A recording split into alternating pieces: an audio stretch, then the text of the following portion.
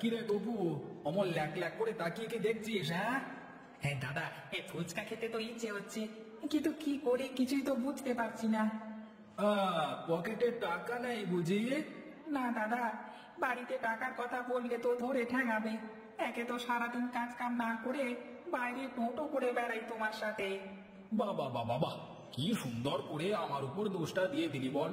আমি কি তোকে বলেছি যে সবকিছু বাদ দিয়ে তুই আমার পেছু পেছু চল? হ্যাঁ আরে না না, তা হবে কেন?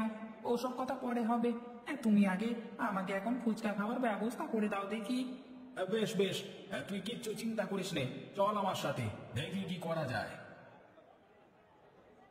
এই তো পেয়েছি, চল এখন আমার সাথে। ও সুনীল দা, আরে আমাদের দুজনের দুটো ফুচকা দাও তো। দাঁড়া একটু, এক্ষুনি দিচ্ছি।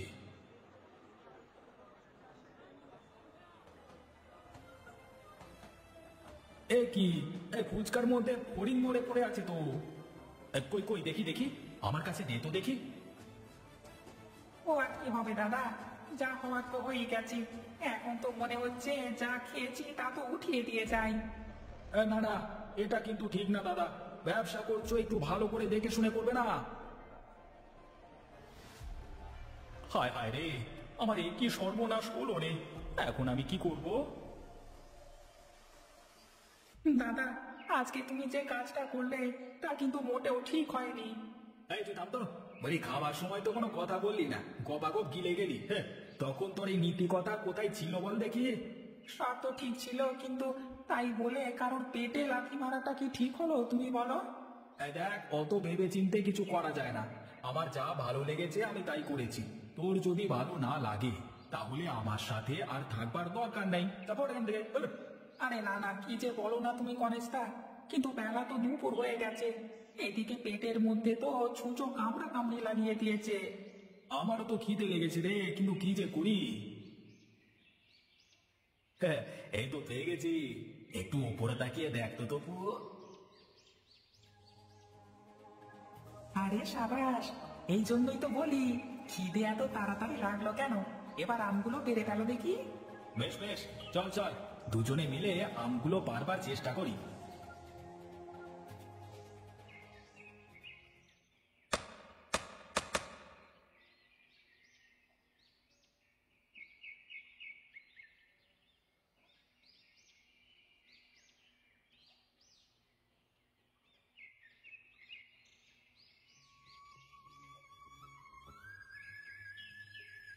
হায় হায় হায় হায় রে, আমার এত বড় সর্বনাশ কি করলো রে।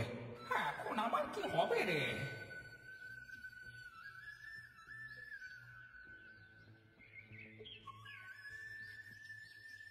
কি হলো কাকা, তুমি এভাবে দাঁড়িয়ে কান্না করছো কেন?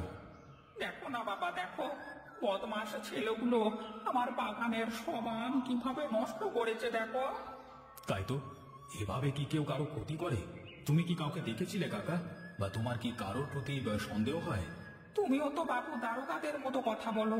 বলি আমি যদি জানতাম তাহলে কি আর এখানে বসে কাঁদতাম? আমার মনে হয় এই কাজ গণেশ ছাড়া আর কি করবে।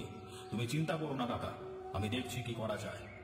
একবার যদি হারাম জাতাগুলো আমার হাতে লেগে যায় না, তারপর আমি বোঝাবো মজা যে কয় পাকে গাড়ি বর্ধমানে যায়।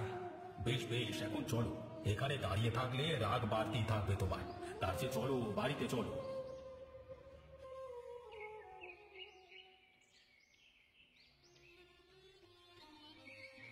কি গো, আজ তো তাড়াতাড়ি চলে আসলে যে?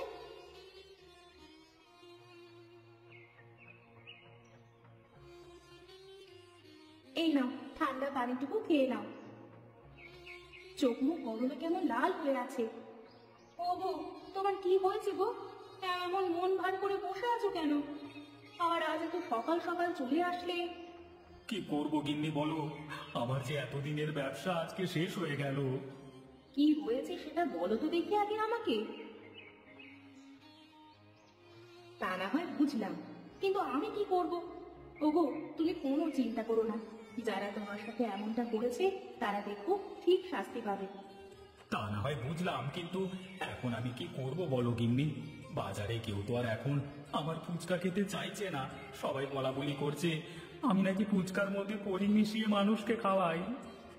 আমি বলি কি, তুমি কদিনের জন্য ফুচকা বিক্রি করা বন্ধ করে দাও। আর তাছাড়া তুমি ছাড়া তো এই গ্রামে আর কোনো ফুচকাওয়ালা নেই। তারপর যা হয় দেখা যাবে। কিন্তু একদিন কাজ বাদে কি আমি শুধু বসে থাকবো ঘরে? তোমাকে বসে থাকতে কি বলেছে? তোমার যা ইচ্ছে তাই করো, কিন্তু আপাতত 2-4 দিন ফুচকা বিক্রি বন্ধ করো। বেশ, তোমার কথাই থাক। তুমি চলো, আমাকে দুটো খেতে দেবে। শান্তিতে দুটো খেয়ে চব্বর একটা ঘুম দিতে হবে, তাহলে না মাথা থেকে এই চিন্তাগুলো দূর হবে।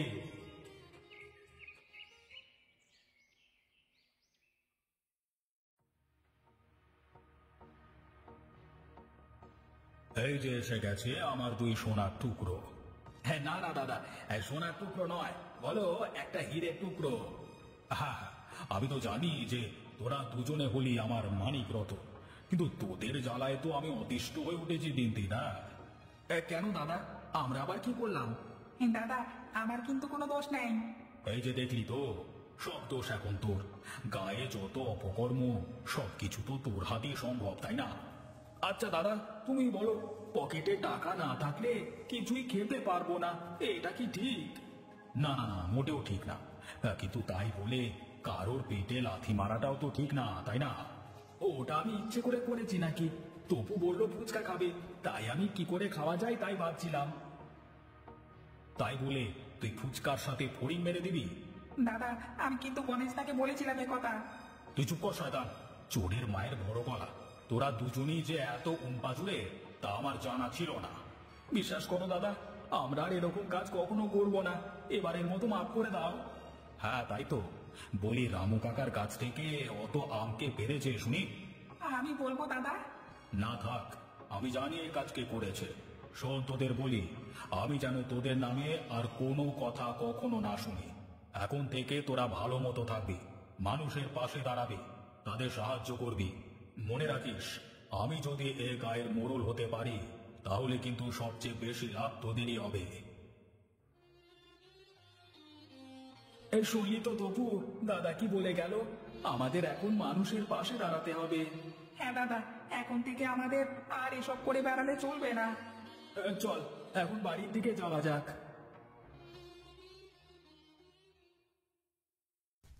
তোমাকে কত করে বললাম যে ফুচকাগুলো ভেজো না, শুনলে না তো আমার কথা। কেউ এখন আর আমার থেকে ফুচকা খায় না। তুমি কাল থেকে বাজারে না, গায়ের স্কুলের সামনে দাঁড়িয়ে ফুচকা বিক্রি করবে। স্কুলের সামনে বিক্রি করলে কি সবাই আমার ফুচকা খাবে? খাবে মানে কি গো, স্কুলের ছেলে পেলে খুব খাবে। কিন্তু গিন্নি, আমার তো ভয় হয়, যদি আবার কোনো সমস্যা হয়ে যায়। কিচ্ছু হবে না, তুমি বেশি চিন্তা করো না তো।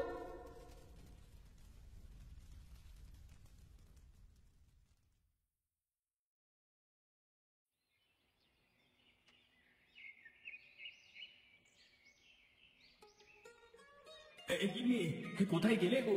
একটু এদিকে এসো।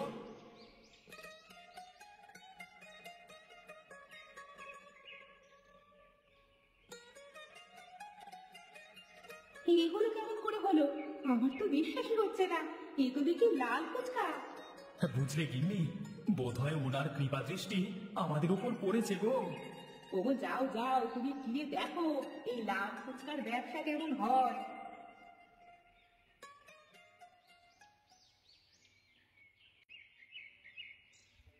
বুদ্ধিটা কেমন দিলাম দাদা বলো? ফুচকার রংটা বদলানোর সাথে সাথে কেমন হিড়িক পড়ে গেল, দেখেছো তো? তুই ছোট হলেও তো তোর মাথায় অনেক বুদ্ধি রে। চল চল, এখন সুনীলদাকে গিয়ে সব কথা খুলে বলে আসি।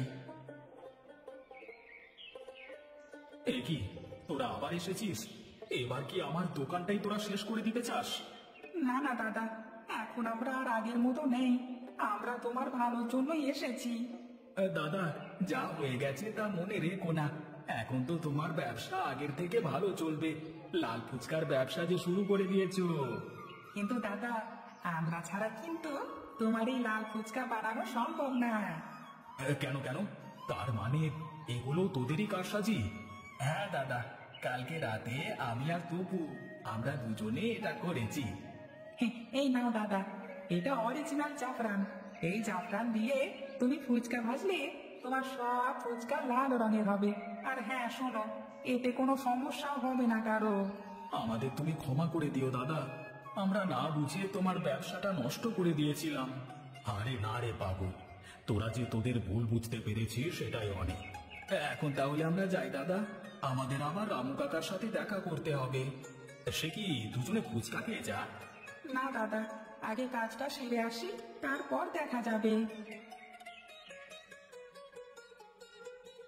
अब अगर तुम लोग नए हो तो सब्सक्राइब करो, वो जो लाल वाला बटन है उसके साथ स्कैम करो या फिर महफिल जमाओ, मुझे नहीं पता, बस क्लिक हो जाना चाहिए।